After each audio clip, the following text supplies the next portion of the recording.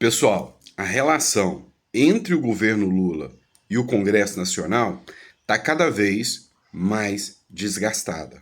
E a gente pode falar em diversos pontos. O governo Lula caça briga com os governadores, caça briga com o Congresso. É como se fosse aquele pivete, aquele moleque que caça briga com todo mundo, depois corre e chama o irmão mais velho. O irmão mais velho, você sabe de quem eu estou falando, do Supremo Tribunal Federal. Pois é. Só que agora parece, né, que o Lula esqueceu que ainda tem 2 anos pela frente. E ele vai ter que lidar com o calote que ele deu no Congresso Nacional. Você pode gostar ou não das emendas parlamentares. Eu particularmente detesto, e nessa aqui acho que o Flávio Dino está certo de barrar emendas parlamentares. O problema foi o Lula ter feito o Lira e os demais parlamentares de otários, né? A palavra é essa. Fez eles de otários. Porque fez um acordo, pediu voto, prometeu que ia votar junto com eles e que ia pagar 8 bilhões em emenda. Na hora de pagar, chegou o irmão mais velho, aquele grandão, meio gordinho, e fala: olha, paga não vai pagar. E se reclamar, eu vou investigar vocês. E se reclamar, mando todo mundo para cadeia. Pois é, a relação está mais tensa do que você possa imaginar, a gente vai falar sobre isso.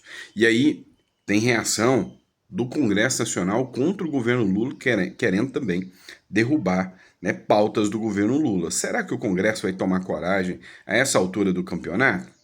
Sei não, viu? Teve tanta coisa que o Congresso veio parecendo aqueles cachorros vira-latas, né?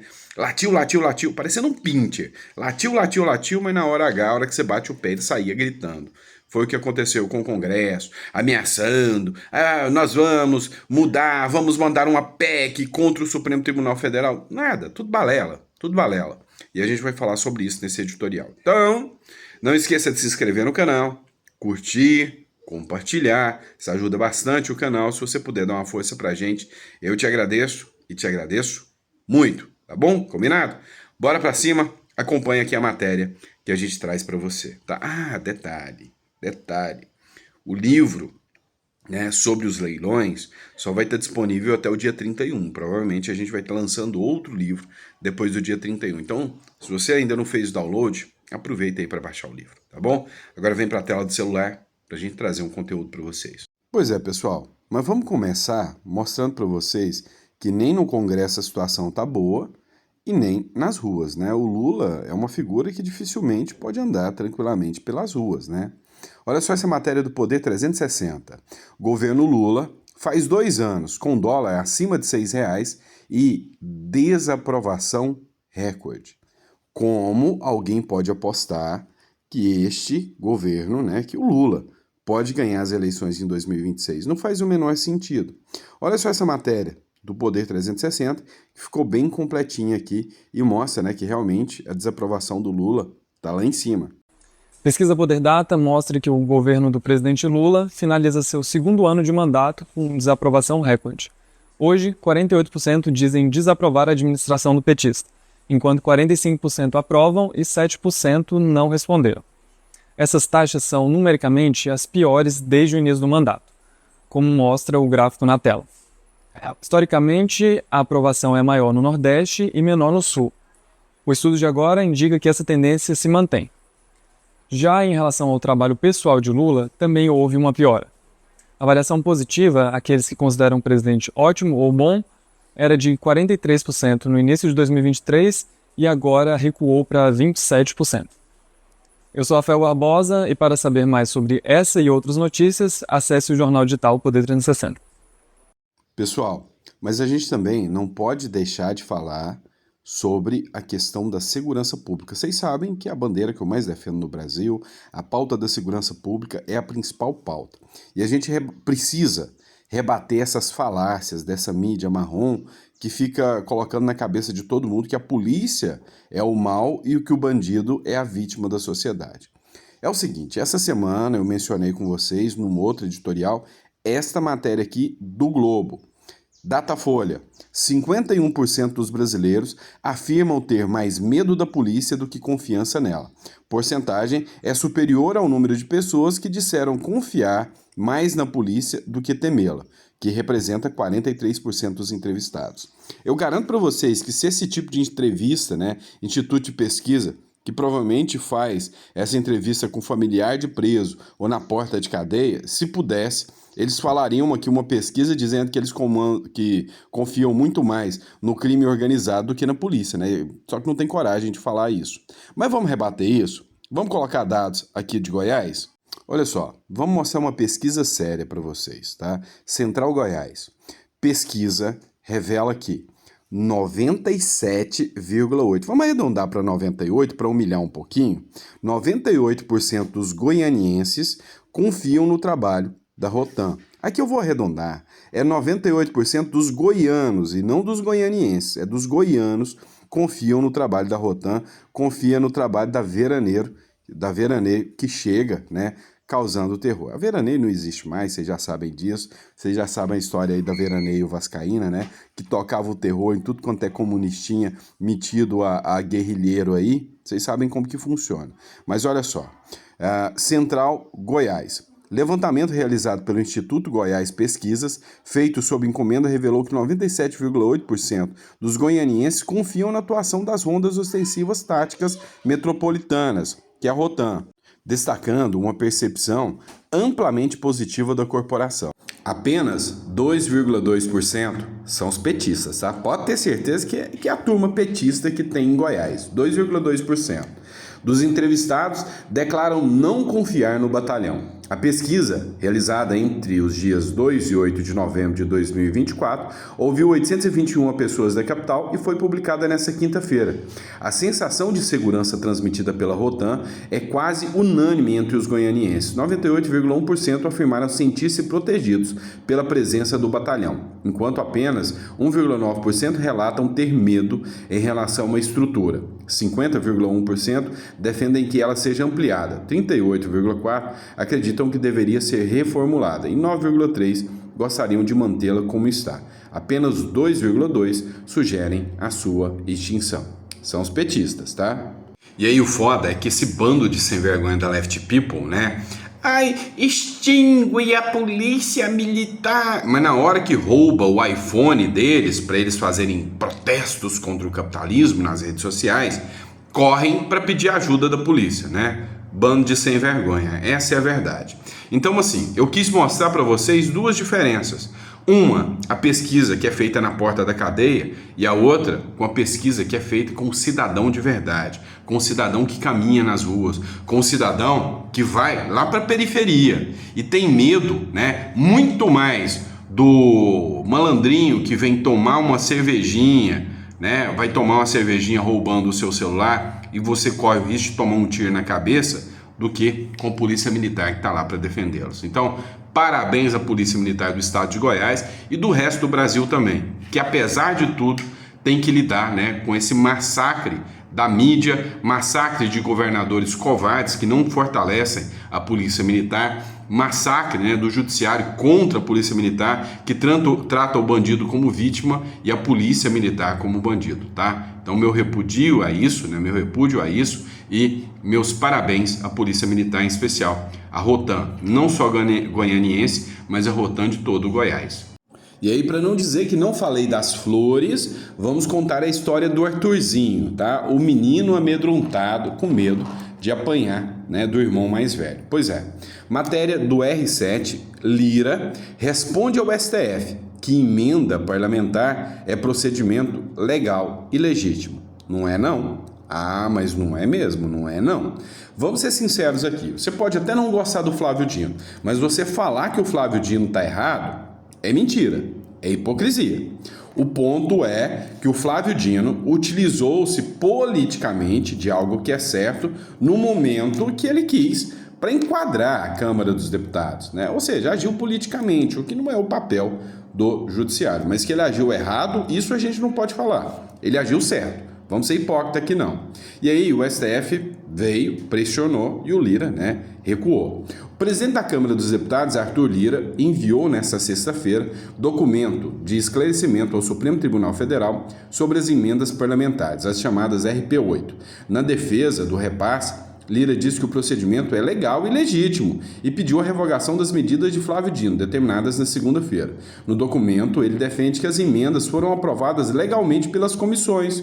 O ofício é uma resposta aos questionamentos de organizações de transparência pública e de partidos políticos que alegam que cerca de 5,4 mil emendas, no valor de 4,2 bilhões, foram enviadas ao Poder Executivo sem aprovação das comissões competentes. Então vamos entender isso aqui. A tal da RP8, ou emenda secreta, emenda de comissão, é o seguinte.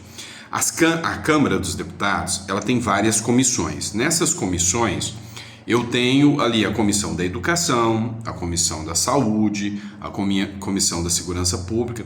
São elas que determinam as emendas. Então, vamos liberar R$1 milhão para construir um posto de saúde, né? Para os parlamentares construírem postos de saúde. Aí esse dinheiro é destinado aos parlamentares. Só que aí os parlamentares não prestam o esclarecimento certo de como esses recursos são utilizados. O que nós temos aqui? O Flávio Dino exigiu, dentro da lei, parabéns para o Flávio Dino, exigiu que o Congresso Nacional demonstrasse, como foi a aprovação nessas emendas, ou seja, mandasse as atas de aprovação das emendas parlamentares para o Lira, emendas das quais o governo iria pagar. Não mandou, não? Não tinha essas atas. Então, deu a entender de que estava sendo feita a verdadeira farra do boi com esse dinheiro aí, com as emendas parlamentares. Não conseguiram comprovar nada. Esse é o ponto negativo de toda essa história. E aí o Flávio Dino mandou bloquear. Só que bloqueou de certa forma para ajudar o Lula. Não foi preocupado com a transparência que a gente está acostumado, foi para ajudar o Lula. Só que o Lula, sabia, que essas emendas não poderiam ser pagas e foi conivente com toda essa história. Então o Lira, ele falou para o Flávio Dino, olha, vocês vão me perseguir mesmo? Porque abriu até a investigação da Polícia Federal e todo mundo está apostando que a história aqui é para prender o Arthur Lira, tá? Aí o Lira falou, vocês vão me perseguir mesmo? Mas foi o governo Lula que autorizou a gente pagar isso aqui. Teve um acordo, um diálogo com o governo Lula, nós fechamos um acordo, nós aprovamos projetos que o Lula queria em troca das emendas. E agora vocês vêm falar que a gente não pode? Então, se vocês vão investigar, tem que investigar o Lula também. Mas não vai não, tá? O Lira fez para beneficiar, o Dino fez para beneficiar o Lula. Então, esse assunto está dando um borogodó pesado mesmo. E a tensão nesse caso só aumenta. Dá uma olhada só nessa matéria aqui do Correio Brasiliense. Então eu sempre cito a fonte para vocês, Correio Brasiliense.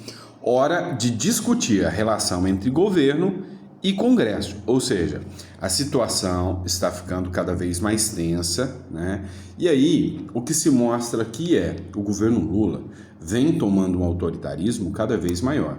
Quando ele percebeu que não consegue enfrentar o Congresso, não consegue pagar o Congresso, o que o Lula quer? Vou enfraquecer o Congresso. E não se assuste se hoje ou amanhã tiver uma matéria de dissolução do parlamento aqui no Brasil. Nada me assusta. O fim do segundo ano do governo do presidente Luiz Inácio Lula da Silva acendeu alertas no Palácio do Planalto, com uma agenda ambiciosa de corte de gastos em diversas áreas. Porra, que matéria foda, hein? O Executivo apresentou 4 projetos impopulares que, entre outras coisas, limitavam o crescimento do salário mínimo, tornavam mais rígida a concessão do benefício de prestação continuada, alterava o Fundo Constitucional do Distrito Federal e corrigia as distorções na aposentadoria de militares. Cara, falar que tinha uma agenda ambiciosa de corte de gastos é chamar você de otário. Que isso, Correio Brasiliense? Você tá de sacanagem com a cara do povo brasileiro, Porra, brincadeira, Depois de algumas votações apertadas que mostraram que o governo não tinha apoio para aprovar as medidas, o Executivo correu para tentar pagar emendas parlamentares represadas e contou com o poder de articulação do presidente da Câmara, Arthur Lira. 3 dos 4 projetos foram aprovados, com pequenas derrotas ao governo, já que diversos pontos centrais foram desidratados. O único texto que ficou para 2025 é o que mexe com os militares. Vamos resumir isso aqui para vocês?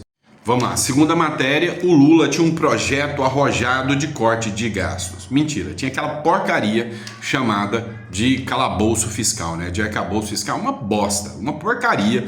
Todo mundo sabe que aquilo não vai reduzir em nada, né, o problema fiscal, e nesse governo só tem populismo. Então a gente já desmente a matéria aqui. O segundo ponto, o Lula não tinha poder nenhum para aprovar isso. Chamou o coitado do Lira, né? O menino Lira, o Lirinha, o Arthurzinho, falou: Arthur, cara, negocia com o Congresso lá pra gente aprovar isso aqui, pra pelo menos limpar minha barra um pouquinho.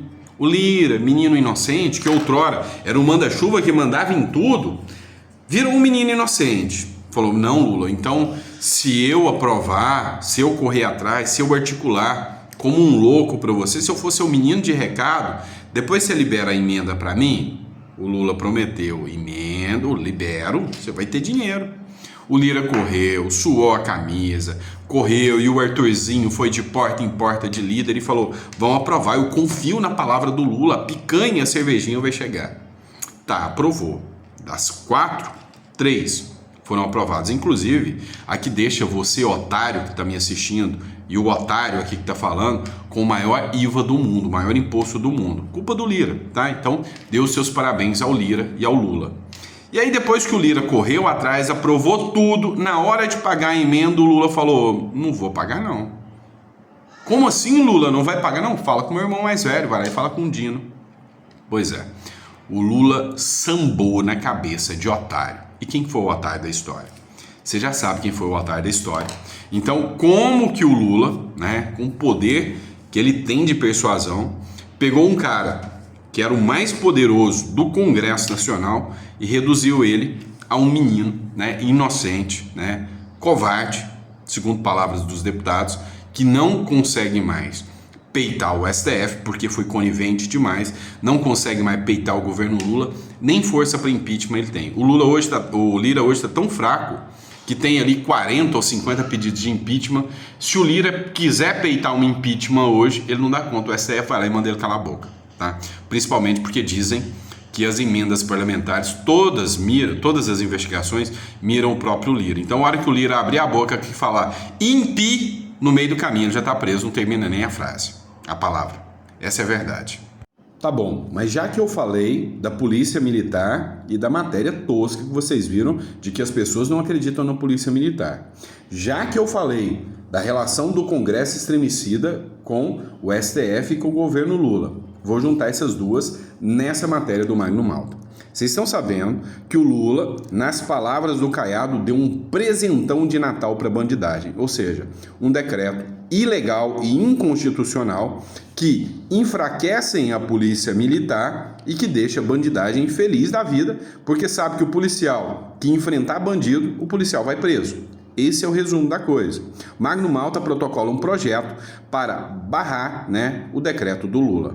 O senador Magno Malta protocolou na sexta-feira um projeto de decreto legislativo, é o que a gente chama de PDL, para derrubar o decreto de Lula que estabelece diretrizes para o uso da força policial por profissionais de segurança pública no Brasil, inclusive sobre o uso de arma de fogo, ou seja, limita o uso da arma de fogo. Eles querem que os policiais enfrentem traficante com flores, né?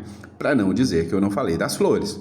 De acordo com o parlamento, o decreto presidencial é covarde, criminoso e compromete a segurança pública ao impor restrições ao uso da força pelos agentes. Magno Malta também sustenta que a medida adotada pelo governo Lula fere o Pacto Federativo.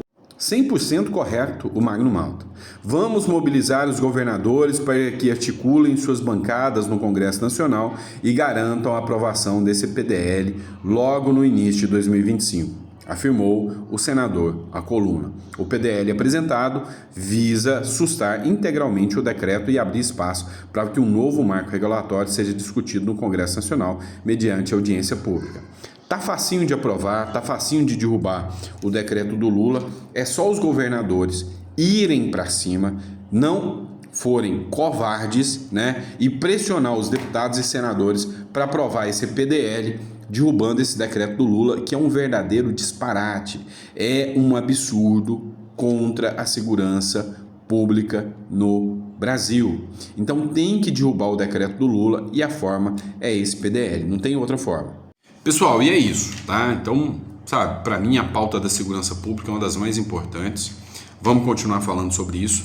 Não esqueça, tá? Ó, tá aí na descrição para vocês o link dos livros, né? Inclusive, baixa o livro Revolução contra o Sistema, o modelo Bukele no Brasil. Esse, para mim, tá? Sem sombra de dúvidas, é o mais importante. Esse que trata especificamente do Bukele, ele mostra como o Bukele conseguiu reverter uma situação caótica lá em El Salvador, né? Hoje eu vi um vídeo, porque eu sempre estou estudando El Salvador, um vídeo onde o Bukele ele mostra os presos trabalhando e sendo ressocializados. Não existe nada para ressocializar alguém como o trabalho duro. Colocou os presos para ralar, para pagar, está mudando El Salvador, reduziu a máquina pública drasticamente, porque você sabe quem trabalha lá no lugar dos servidores públicos e das empreiteiras corruptas que acontece aqui no Brasil? Pois é, o preso.